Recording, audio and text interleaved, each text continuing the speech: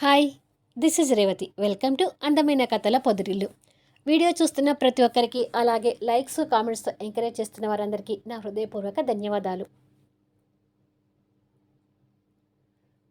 రూమ్లో అశోక్ స్పూన్తో జున్ను నోట్లో పెట్టుకొని టేస్ట్ చేసి, ఈ జున్ను ఎక్కడిదని అడిగితే రేణు ఎవరో ఫ్రెండ్స్ ఇచ్చారని చెప్పింది. కానీ ఇది ఖచ్చితంగా దివ్య చేసిన జున్నే.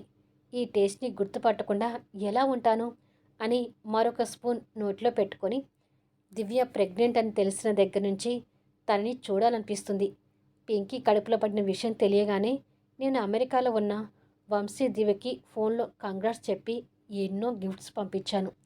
కానీ ఇప్పుడు ఇక్కడ ఉన్న కనీసం ఫోన్ చేసైనా కంగ్రాట్స్ చెప్పలేని పరిస్థితి వచ్చింది అని జున్ను తిన్న ఖాళీ బాక్స్ని పక్కకు పెట్టి ఎలాగైనా దివ్యని చూడాలి అని అనుకొని బయలుదేరుతాడు. మరికొద్దిసేపటికి వాళ్ళ ఇంటి రోడ్డు మీద కారు ఆపి దిగుతాడు. వాకిలి ముందుకు వచ్చి చాటుగా ఓ గోడ పక్క నిలబడి ఇంటి ముందుకు తొంగి చూసి, దివ్య వంశీ లోపల ఉన్నారట్టుంది, బయటికి వస్తే బాగుండు అని అనుకొని వాళ్ళ కోసం ఎదురు చూస్తూ నిలబడతాడు. అలా కొద్దిసేపు ఎదురు చూసి చుట్టూ గమనించి చుట్టుపక్కల ఎవరూ లేరనుకొని అక్కడే ఓ బండ మీద కూర్చొని దివ్య కోసం ఎదురు చూస్తూ కింద ఉన్న చిన్న రాళ్ళు చేతిలోకి తీసుకొని విసురుతూ టైంపాస్ చేస్తుంటాడు. లోపల దివ్య సోఫాలో కూర్చొని పింకీ డ్రెస్కి హ్యాండ్ వర్క్ చేస్తూ, నేను ప్రెగ్నెంట్ అని అశోక్ కూడా తెలిసి ఉంటుంది, ఈ విషయం వినగానే చాలా సంతోషించి ఉంటాడు అని అనుకొని అశోక్ గురించి ఆలోచిస్తుంటుంది. బయట అలా అశోక్ వెయిట్ చేస్తుండగానే మరో పక్క నుంచి వంశీ ఇంటివైపుకి నడుచుకుంటూ వస్తూ కాస్త దూరంలో అశోక్ని అలా చూసి ఆశ్చర్యపోయి అశోక్కి కనపడకుండా పక్కకి నిలబడి ఆలోచిస్తూ, స్నేహితురాలు ప్రెగ్నెంట్ అని తెలియగానే చూడాలనిపించిందేమో, పాపం దివ్య బయటికి వస్తే చూడాలని కూర్చొని ఉంటాడు అని అనుకొని అశోక్కి కనపడకుండా వెనుకకు తిరిగి ఇంటి ముందు నుంచి కాకుండా ఇంటి వెనక పెరటిలో నుంచి ఇంటి లోపలికి వెళ్ళి దివ్యని చూసి, ఏంటి దివ్య, కాస్తన రెస్ట్ తీసుకోకుండా ఏదో ఒక పని చేస్తుంటావు అని తన చేతుల నుంచి డ్రెస్ తీసి పక్కకు వేసి, బయట చల్లటి గాలి కూర్చుంది గాని పద అంటాడు. ఇక్కడ కూడా చల్లగానే ఉంది కదా వంశీ గారు అంటుంది. లోపల ఫ్యాన్ గాలి కన్నా బయట మొక్కల్లో వీచే గాలి బాగుంటుంది దివ్య, పద బయట కూర్చుంది గాని అంటూ తన్ని బలవంతంగా లేపి బయటకు తీసుకెళ్తాడు.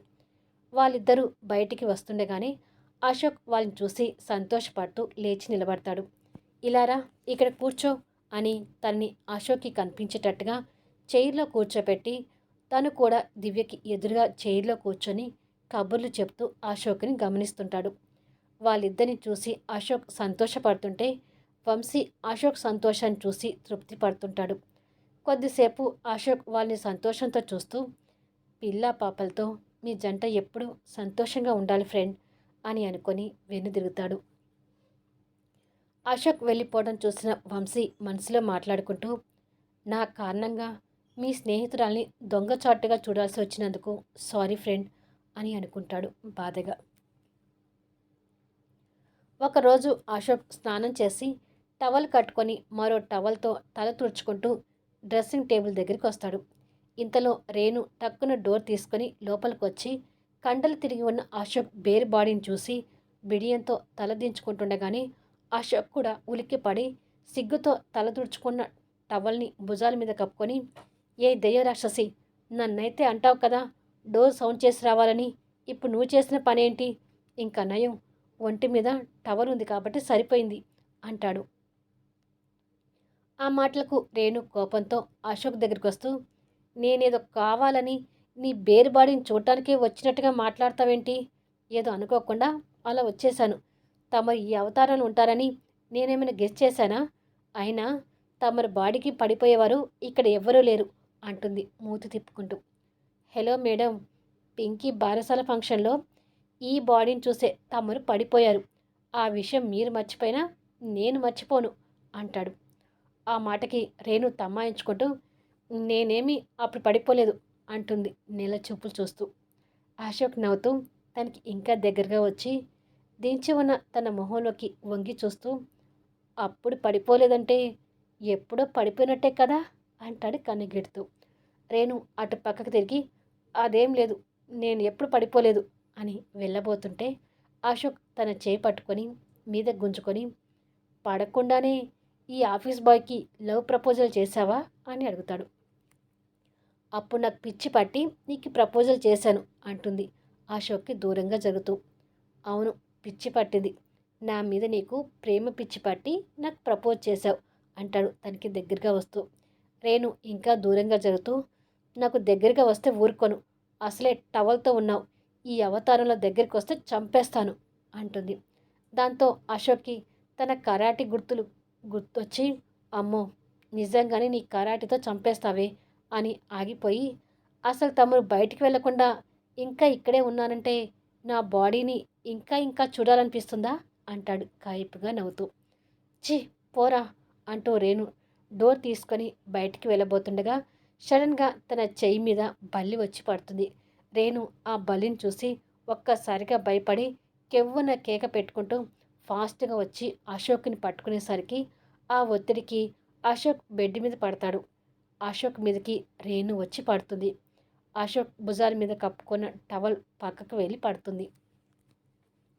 అశోక్ తేరుకొని చూసేసరికి రేణు భయంతో కళ్ళు మూసుకొని అశోక్ గుండెల మీద పడుకొని ఉంటుంది. తన్ని అలా చూసి చిన్నగా నవ్వుకుంటూ అటుగా వెళ్తున్న బల్లిని చూసి థ్యాంక్ యూ బల్లి అని మనసులో అనుకొని తన నడుము మీదకి 2 చేతులు వేసి హత్తుకుంటాడు. రేణు అదంతా పట్టించుకోకుండా భయంతో కళ్ళు మూసుకొని అశోక్, ఆ బల్లి పోయిందా అని భయంతో అడుగుతుంది.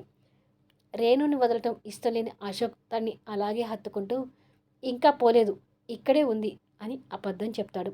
ఆ మాట వినగానే రేణు భయంతో అశోక్ని ఇంకా గట్టిగా పట్టుకుంటూ ప్లీజ్ అశోక్, ఆ బల్లి వెళ్ళిపోయాక చెప్పవా అంటుంది. అలాగే చెప్తానులే అని. అయినా నీకు ఇదెక్కడ మాయ రోగమే, నీ కరాటితో 10 మంది పోకిరిగాలైనా ఈజీగా కొడతావు, ఈ బలులకి బొద్దింకలకి ఉరుములకి మెరుపులకి భయపడతావేంటే అని అడుగుతాడు. వాటితో కరాటే చేయటం రాదుగా అశోక్, అందుకే ఈ భయం అంటుంది వణుకుతున్న గొంతుతో. తన మాటలకు అశోక్ నవ్వుతూ తన నుదుటి మీద ప్రేమగా ముద్దు పెడతాడు. రేణుకి ఆ ముద్దు స్పర్శ హృదయానికి తగిలి చిన్నగా కళ్ళు తెరిచి కాస్త తల ఎత్తి చూస్తుంది. అశోక్ చిరునవ్వుతో కనిపిస్తుంటాడు. ఆ ముద్దు స్పర్శకో ఏమో తెలియదు కానీ అశోక్ కళ్ళలోకి ట్రాన్స్గా చూస్తుండిపోతుంది. అశోక్ కూడా తన వైపు అలాగే చూస్తుండిపోతాడు. ఇలా కొన్ని క్షణాల తర్వాత రేణు కళ్ళకి అడ్డుపడిపోతున్న హెయిర్ని నోటితో ఊదుతాడు. ఆ గాలి స్పర్శకు రేణు ఈ లోకంలోకి వచ్చి తను ఎక్కడ ఉందో చూసుకొని ఉలిక్కిపడి లేచి పక్క కూర్చొని బల్లి కోసం చూస్తుంటుంది. అశోక్ కూడా లేచి కూర్చొని బల్లి పోయిందిలే, భయపడకు అని పక్కన పడిన టవల్ తీసి భుజాన కప్పుకుంటాడు. రేణు అశోక్ని గిల్టీ భావంతో చూస్తూ సారీ అని చెప్పి రూములో నుంచి వెళ్తుంది. దీనికి సారీ చెప్పడం ఏంటి అని నవ్వుకుంటూ లేచి కబోర్డ్ నుంచి బట్టలు తీసుకుంటాడు. అదే రోజు నైట్ రేణు బెడ్ మీద కూర్చొని కొన్ని పేపర్స్ చేతిలో పట్టుకొని ఉదయం బల్లి దగ్గర జరిగిన విషయం మందు తాగినట్టుగా యాక్ట్ చేయటం గుర్తు చేసుకొని ఏంటి ఇలా జరుగుతున్నాయి, నాకు తెలియకుండానే ఈ ఫ్యామిలీకి అశోక్కి దగ్గరైపోతున్నానా అని ఆలోచించి నో, అలా జరగకూడదు, మరో 4 నెలల్లో అశోక్ని డివోర్స్కి ఒప్పించాలి అని పేపర్ వైపు చూస్తుండే కానీ అశోక్ పడుకోవడానికి వచ్చి ఏంటి రేణు, ఏదో దీర్ఘంగా ఆలోచిస్తున్నావు, దేని గురించి అని అడుగుతాడు. ఆ మాటలు విని మౌనంగా ఉంటుంది. ఏం పేపర్స్ ఇవి అని తన చేతిలో నుంచి పేపర్స్ తీసుకొని చూసి ఆశ్చర్యపోతూ మలేషియాలో జాబ్ ట్రై చేస్తున్నావా, నీకు మలేషియా వెళ్ళాల్సిన అవసరం ఏంటి అని అడుగుతాడు. నీతో డివోర్స్ కాగానే జాబ్ చూసుకొని బయటికి వెళ్ళాలనుకుంటున్నాను, అందుకు ప్రయత్నాలు చేసుకుంటున్నాను అని అశోక్ చేతుల నుంచి పేపర్స్ తీసుకొని ఫైల్లో పెడుతుంది. ఆ మాటలకి అశోక్ కోపం తెచ్చుకుంటూ అంటే నేను డివోర్స్ ఇస్తానని డిసైడ్ అయిపోయావా అని అడుగుతాడు. ఇచ్చి తీరాలి అశోక్, లేకపోతే ఇద్దరి జీవితాలు నాశనం అయిపోతాయి అని అంటుంది. డివోర్స్ తీసుకుంటేనే మన ఇద్దరి జీవితాలు నాశనం అయిపోతాయి రేణు అంటాడు కోపంగా. తనకి ఇక మాట్లాడడం ఇష్టం లేక గుడ్ నైట్ అని చెప్పి టెడ్డీ బేర్ పట్టుకొని కళ్ళు మూసుకుంటుంది. అశోక్ కూడా తన మాటలకి కోపంగా చూస్తూ పడుకుంటాడు. ఒకరోజు బిజినెస్ అసోసియేషన్ ఆఫీస్లో టెండర్ అనౌన్స్మెంట్ కోసం అందరూ కూర్చొని ఎదురు చూస్తుంటారు. వాళ్ళలో జగదీష్ వంశీ రఘు వైపు చూసి మనసులో మాట్లాడుకుంటూ, పిచ్చోళ్ళు, ఎన్ని టెండర్లు మిస్ అయినా ఇంకా టెండర్స్ వేస్తూనే ఉంటారు, పిచ్చోళ్ళలాగా ఎదురు చూస్తూనే ఉంటారు అని నవ్వుకుంటాడు. కానీ వంశీ నమ్మకంగా టెండర్ అనౌన్స్మెంట్ కోసం ఎదురు చూస్తుంటాడు. రఘు మాత్రం వంశీ నమ్మకం చూసి టెన్షన్ పడుతూ, ఏదో నీ మాట విని వచ్చాను కానీ మళ్ళీ మళ్ళీ ఇక్కడికి వచ్చి పిచ్చోని కావడం నాకు ఇష్టం లేదురా. అసలు నువ్వు గెస్ చేసింది కరెక్టేనంటావా అని అడుగుతాడు. నా గెస్సింగ్ కరెక్టో కాదో మరి కాసేపట్లో తెలుస్తుంది కదా, చూడు అంటాడు వంశీ. రఘు అంతే టెన్షన్ పడుతూ, ఏమోరా, నీ గెస్సింగ్ కరెక్ట్ కాకపోతే ఆ జగదీష్ చూపులు చూడలేము అంటాడు. డోంట్ వర్రీ రఘు, చాలా రోజుల తర్వాత టెండర్ మనం గెలుచుకోబోతున్నాం అని అంటుండగానే వంశీ గ్రూప్ ఆఫ్ ఇండస్ట్రీస్ 22,34,565 రూపాయలకు టెండర్ గెలుచుకుంది అని అనౌన్స్మెంట్ వినిపిస్తుంది. అది వినగానే వంశీ మొహంలో సంతోషం కనిపించి, ఎస్, నేను కరెక్ట్గానే గెస్ చేశాను అని అనుకుంటాడు. రఘు కూడా సంతోషపడుతూ, నిజమేరా అంటాడు. కానీ ఆ అనౌన్స్మెంట్ విన్న జగదీష్ మొహంలో రక్తపు చుక్క ఉండదు. ఏంటి ఇలా జరిగింది అనుకొని జేబులో నుంచి స్లిప్ తీసి తను వేసిన కోడ్ నెంబర్ 21,34,566 అని చెక్ చేసుకొని, నేను 22ని 21 అని ఎలా అనుకున్నాను, ఛ, నేను కాస్త నిర్లక్ష్యంగా చూసేసరికి వంశీకి టెండర్ పోయింది అని తిట్టుకుంటాడు. అందరూ వచ్చి వంశీకి కంగ్రాట్స్ చెప్తుంటే అది చూడలేక జగదీష్ కోపంగా అక్కడి నుంచి వెళ్తాడు. జగదీష్ తీరికి వంశీ రఘు మొహాలు చూసుకొని నవ్వుకుంటారు. మరి కొద్దిసేపటికి వంశీ రఘు కారులో వెళ్తూ మాట్లాడుతుంటారు. రఘు డ్రైవింగ్ చేస్తున్న వంశీతో మాట్లాడుతూ, వాడి మొహం ఎలా పేలాలేగుతున్నాయో చూసావా, అసలు నువ్వు కూడా వాళ్ళలాగానే ₹1 తేడాతో టెండర్ గెలుచుకొని ఉంటే బాగుండేదిరా అంటాడు. అలా చేస్తుంటే నేను వాళ్ళ ప్లాన్ని గెస్ చేశానని క్లారిటీకి వస్తారు. వాళ్ళని కన్ఫ్యూజన్లో ఉంచాలని 1,00,000 తేడాతో కోడిచ్చాను. పొరపాటున ఒక నెంబర్ తప్పు వేశానని అందుకే టెండర్ నాకు వచ్చిందని అనుకుంటాడు. కొన్నాళ్ళు వాళ్ళని ఆ కన్ఫ్యూజ్లోనే ఉంచుదాం అంటాడు వంశీ. అవును, అది కూడా కరెక్టేలే, ఆ జగదీష్ కన్ఫ్యూజన్తో జుట్టు పీక్కోవాలి అంటాడు రఘు. వంశీ కాస్త బాధపడుతూ, ఈ గెస్ నేను ముందే చేస్తుంటే బృందావనం తాకట్టు పెట్టే వరకు వచ్చి ఉండేది కాదు. అయినా నాకు జరిగిన నష్టానికి ఈ చిన్న చిన్న కాంట్రాక్ట్స్ పట్టుకుని కూర్చుంటే త్వరగా కోలుకోలేనురా. బృందావనం పెట్టి తీసుకున్న లోన్కి కోట్లలో ఇంట్రెస్ట్ పెరిగింది. చేతిలో రూపాయి లేదు. ఇప్పుడు ఆ ఇంట్రెస్ట్ కట్టకపోతే మరో 4 నెలల్లో బృందావనం వేలం పాటకొస్తుంది. బృందావనాన్ని ఎలా దక్కించుకోవాలో అర్థం కావట్లేదు రఘు అంటాడు. ఇంకా 4 నెలల టైం ఉంది కదరా, ఆ లోపు ఏదైనా పెద్ద డీల్ తగులుతుందేమో చూద్దాం అంటాడు. ఆ పెద్ద డీల్ ఒప్పుకోవడానికైనా కోట్లలో డబ్బు కావాలి కదరా. ఈ చక్రవర్తి గారు జగదీష్ చేసిన కుట్రలకి ఫైనాన్స్ దొరుకుతుందనే నమ్మకం పూర్తిగా పోయింది అంటాడు వంశీ. వాళ్ళ మాటలు అలా సాగుతుంటాయి.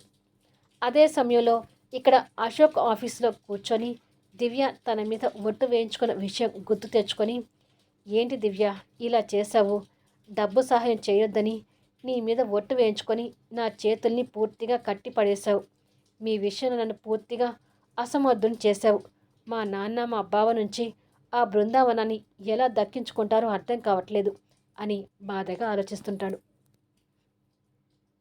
ఆఫీస్లో చక్రవర్తి గారు ఎదురుగా కూర్చున్న జగదీష్తో కోపంగా మాట్లాడుతూ, అంత నిర్లక్ష్యంగా ఎలా ఉన్నావు జగదీష్, వంశీకి కాస్త అవకాశం ఇస్తే చాలు ఎక్కడికో వెళ్ళిపోతాడు. అందుకే వంశీకి ఎక్కడ ఫైనాన్స్ దొరకకూడదని నా ప్రయత్నం నేను చేసి కూర్చున్నాను. నువ్వేమో టెండర్ విషయంలో నిర్లక్ష్యంగా ఉండి టెండర్ వంశీకి వెళ్ళేటట్టుగా చేశావు అని విరుచుకుపడుతుంటాడు. అంత వరీ కాకండి మావయ్య, ఇదేమీ కోట్లు మిగిలే టెండర్ కాదు, ఏదో చిన్న టెండర్ కొట్టేశాడు అంతే అంటాడు. ఆ అవకాశం కూడా ఇవ్వద్దని అంటున్నాను జగదీష్ అని కాస్త అనుమానపడుతూ, ఇది నిర్లక్ష్యం వల్లనే జరిగిందంటావా, లేకపోతే మన ప్లాన్ కనుక్కొని ఉంటాడా అని తన అనుమానాన్ని వ్యక్తం చేస్తాడు. నాకు కూడా అనుమానం వచ్చి చెక్ చేశాను మావయ్య, కానీ ఆ అనుమానం నిజం కాదు. నేను ఒక్క నెంబర్ పొరపాటుగా చూడటం వల్లనే ఇలా జరిగింది అంటాడు. సరే జగదీష్, మన ప్లాన్ వంశీకి తెలియకపోతే మనకు మంచిదే. మరో 4 నెలల్లో ఆ బృందావనం నీ పేరు మీద రిజిస్ట్రేషన్ కావాలి. నా కోరిక తీరాలి అంటాడు. తప్పకుండా మనం అనుకున్నట్టుగానే జరుగుతుంది మావయ్య అంటాడు. కిచెన్లో పూర్ణ బెండకాయలు కట్ చేస్తుండగా వెంకటమ్మ అక్కడికొచ్చి, అయ్యో మేడం, మీరు బెండకాయలు కట్ చేస్తున్నారేంటి? మీరు లేవండి, నేను కట్ చేస్తాను అంటుంది. ఉండవే, వంట చేసి చాలా రోజులవుతుంది. ఈరోజు నేను వంట చేస్తానులే, నువ్వు వెళ్ళి వేరే పని చూసుకో అంటుంది.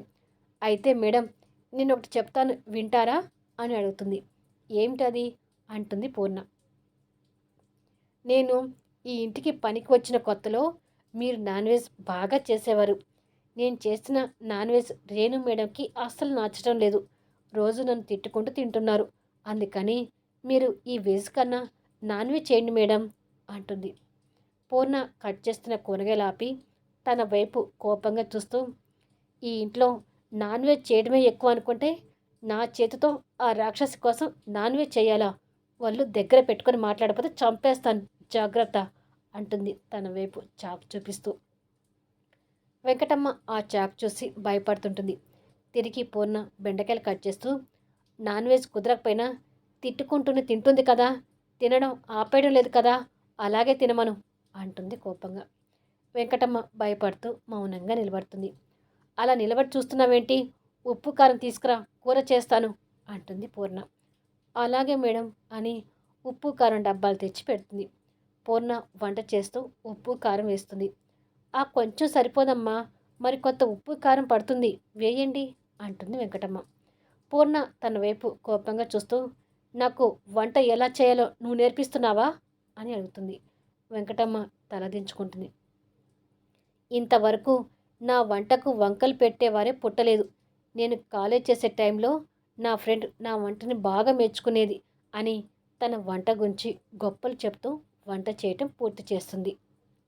వెంకటమ్మ మనసులో మాట్లాడుకుంటూ, రోజు రేణు మేడం నాన్ వెజ్ని తిట్టుకుంటూ తినేది, ఇప్పుడు ఈ వెజ్ని కూడా తిట్టుకుంటూనే తింటుంది అని గొనుక్కుంటుంది. మరి కొద్దిసేపటికి వెంకటమ్మ పూర్ణ డైనింగ్ టేబుల్ దగ్గర డిషెస్ సర్దుతారు.